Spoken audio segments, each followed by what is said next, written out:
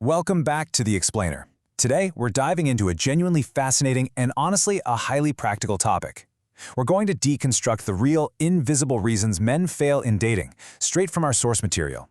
We are talking about the invisible saboteurs of attraction. So, let's get right into it. You haven't even sent the first message yet, and you've already lost her. Look, it's a stark, hard-hitting reality from our source material. What's revealed here is that this failure, it doesn't happen when you stumble over a pickup line or fumble a text or even overthink a dinner date. No, it happens entirely inside your head, long before you ever open your mouth or type a single word. Okay, let's dive into this. We need to clear the air right away. Looks, money, height. These are the false suspects. Men aren't failing because they lack these things. They are failing because of deep, completely invisible societal programming that dictates their behavior and sabotages their mindset from the absolute start. Here is our roadmap for this explainer. We're going to logically deconstruct the 3 ingrained psychological saboteurs that are probably ruining your chances. First, redefining vulnerability. Second, the myth of inadequacy. Third, the danger of approval seeking. And finally, we'll wrap it all up with becoming truly magnetic. All right, pillar 1, redefining vulnerability. Redefining what it actually means. Now, what's really interesting about this slide is how our source material breaks down the core biological attractors, which is very different from the stories society and the fitness industry often feed us. On one side, feminine energy often expresses itself as emotional and indirect. On the other, masculine energy is confident and direct. And women at a primal, biological level are drawn to that confident, direct masculine energy. But listen, being confident and direct absolutely does not mean being a cold, rude manipulator. It doesn't mean ghosting people to seem mysterious. That's manipulation. That is not attraction. Just think about this quote for a second. Since the dawn of civilization, a good woman was considered one who was hard to get. This explains so much about our ingrained societal programming. Think about literally every princess story ever told. She is always the object of desire, but only the charming prince who actually knows what he's doing wins her over. Women today still carry this societal programming, right? They worry about appearing easy, so they play hard to get. But what they are really doing is just waiting for a man who understands this game well enough to see right through it, step up, and give them the genuine, confident attraction they actually want. And that brings us to an incredible, actionable pro tip. I call it the act first loop. Step 1, act confident. Step 2, women respond. Step 3, feeling confident. Here is the secret, guys. Internal confidence is fantastic, but women can't read your mind. They can only see your external behavior. So you don't need to feel like James Bond internally right off the bat. You literally just have to act first. The internal feeling will naturally follow once you start seeing those positive responses. Moving right along, pillar 2, the myth of inadequacy. You are already enough.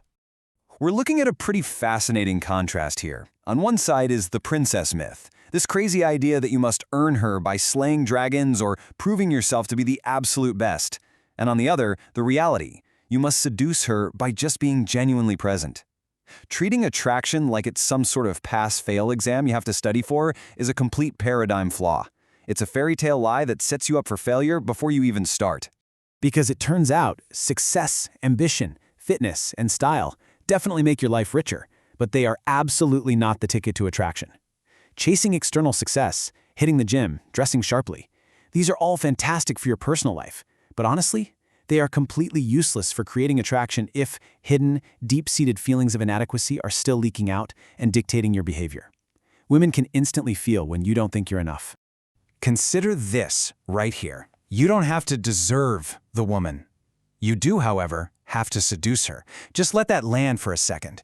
You are not submitting a resume of your life's achievements to a hiring manager.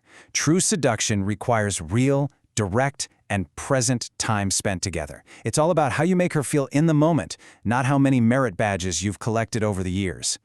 Let's move to and see how this builds into pillar 3, the danger of approval seeking, this silent killer. So what makes this the silent killer? Seeking approval means believing that other people's opinions of you matter more than your own. It is literally handing over the remote control of your life. Now, eager to please, wide-eyed, agreeable behavior might be kind of cute in young children or even attractive as an expression of feminine vulnerability. But when this childlike behavior is exhibited by a grown man, it deeply, on a subconscious level, repulses women. The source provides a pretty eye-opening and honestly painful diagnostic checklist here. Never disagreeing, adopting her opinions, hiding your real intentions, dropping your hobbies, and just becoming a mirror. When you seek approval like this, you are essentially asking for permission to exist. You fake your entire identity just to avoid conflict and reflect back whatever you think she wants to see. And the devastating side effect of all this faking? That's not connection. That's performance. Losing yourself to please someone else isn't just exhausting. It makes genuine connection utterly impossible. You're basically spending all your time and energy with someone who will never actually know who you are simply because you never showed her. Which brings us to number 4, becoming magnetic, true authenticity. Stand firm in who you are. Guard your beliefs. Adopt better arguments for growth, not for approval.